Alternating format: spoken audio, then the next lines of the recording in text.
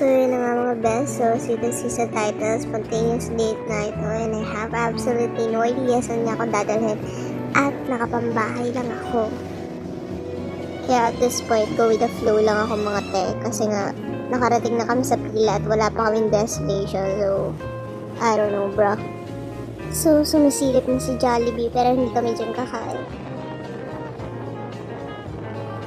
Sa sobrang lakas ng trip, nakarating na kami sa Bae with no destination whatsoever. All out just to eat at Jollibee. So literal na kanina, nakarating na kami sa pila na may Jollibee pero hindi pala kami doon kakain. Dito pa kami.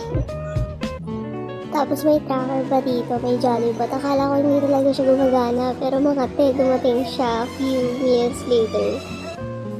Sobrang nakitan talaga ako dito kasi tinari naman yung pagkakadesign sa kanya. Googly eyes, bro. Tapos may pakanta-kanta pa yan siya. Si ate ko naman dinaglagan na pakala ako dediretso siya ba.